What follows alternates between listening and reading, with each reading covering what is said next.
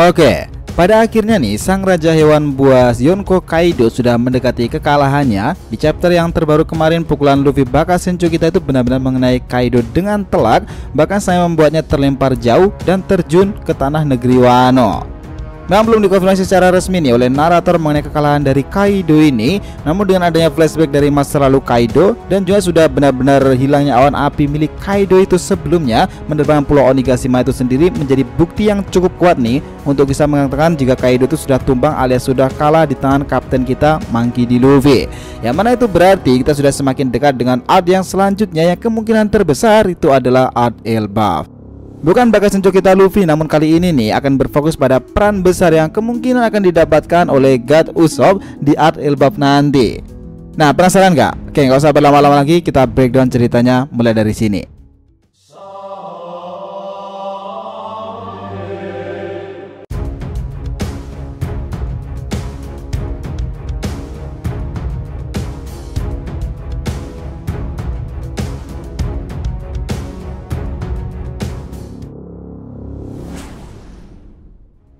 Hai guys, welcome back to the RTV channel.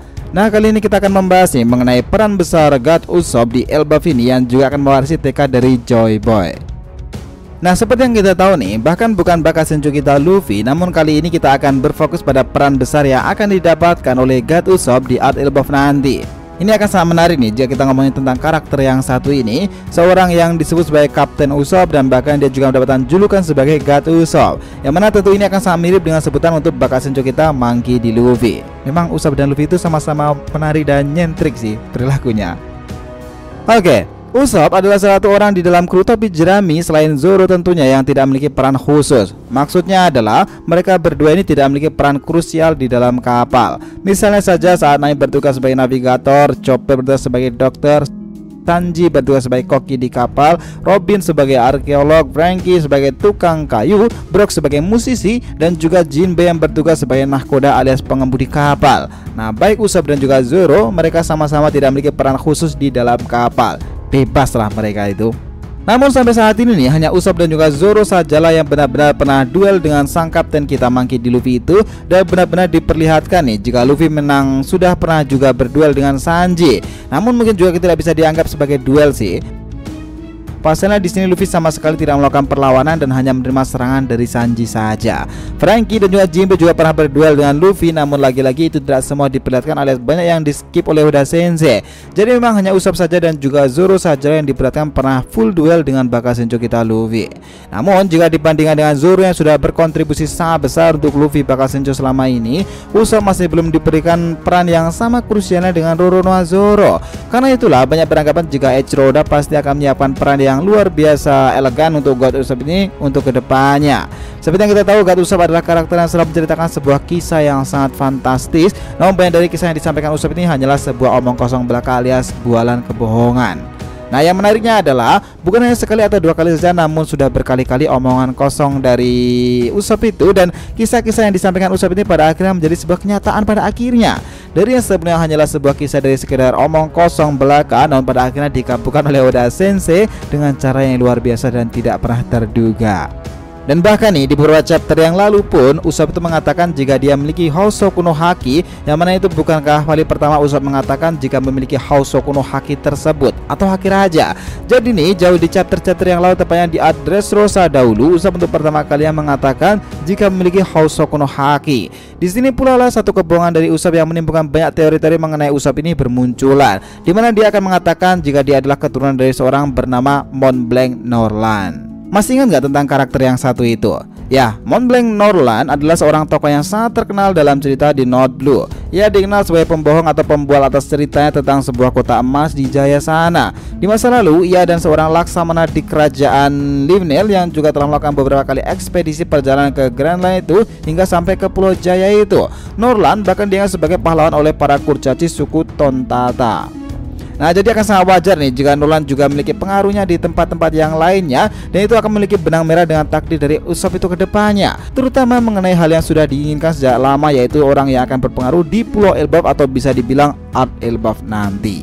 Dan kita juga tahu jika mimpi dari Usopp itu adalah untuk dikenal sebagai seorang pahlawan yang pemberani di lautan alias Brave Warrior of the Sea. Lalu selain itu nih, Usopp dan juga ingin hidup dengan penuh kebanggaan dan kehormatan layaknya para raksasa suku Elbaf itu sendiri. Dan dari semua mimpi-mimpi Usopp itu dapat kita simpulkan jika Usopp itu sebenarnya tujuan utama dari Usopp adalah untuk menghilangkan sisi pengecut di dalam dirinya itu sendiri. Yang mana sebenarnya nih hanya dia sendirilah yang menilai dan mengatakan hal itu dan bukan orang lain. Padahal kenyataannya Usopp tidak benar-benar pernah menjadi seorang pengecut yang sebenarnya. Bahkan mungkin malah sebaliknya nih, dialah orang yang paling pemberani dan nekat di dalam kru topi jerami. Ini dapat dibuktikan dari dirinya yang berkali-kali saat dalam keadaan genting, dia menjadi seorang pemberani dan terhormat layaknya yang diimpikannya selama ini. Nah, dari semua mimpi-mimpi dan juga keterkaitannya nih dengan para raksasa, banyak yang berspekulasi jika takdir Usopp ini nanti pasti akan berhubungan dengan Pulau Elbaf. Bahkan Usopp lah orang yang kelak akan mengalahkan sang pangeran sekaligus pahlawan Elbaf, yaitu Loki. Nah, di Elbaf ini pula pada akhirnya Usopp akan mengetahui kebenaran jika dia memanglah keturunan dari Mont Blanc Norland. Oke, sebenarnya sudah bukan rahasia umum lagi nih jika Mont Blanc Norland adalah orang yang juga mewarisi tekad dari Joy Boy itu sendiri dalam dirinya, yang sama halnya dengan Luffy Bakasenjo kita. Yang mana Norland juga memiliki tekad untuk dapat membebaskan manusia dari perbudakan-perbudakan yang ada di dunia ini. Dan ini pun juga akan sangat relate nih dengan Usopp yang sebagaimana pula kita tahu dia selama ini sudah berulang kali membebaskan seseorang dari perbudakan. Bahkan Usopp juga mendapatkan sebuah patung kehormatan nih, penghargaan atas apa yang sudah dia lakukan untuk suku Tontata, dan itu lagi-lagi disandingkan dengan sosok dari patung Mont Blanc Norland. Nah, terakhir nih, dalam kru topi jerami kita memiliki dua orang yang dikatakan sebagai kapten dan juga julukannya sebagai God alias Dewa, yaitu God Usopp serta Sun God Nika alias Luffy Bakasenjo kita ini. Usopp mendapatkan julukan sebagai God setelah ia berhasil membuat Sagar pingsan dan mengembalikan bajak laut yang sebelum menjadi boneka di Dressrosa itu. Sementara itu Luffy mendapatkan julukan God setelah kebenaran mengenai buaya iblisnya itu terungkap, yang ternyata buaya iblis itu memiliki nama asli yaitu Hito Hitonomi dengan model Nika alias Sun God Nika.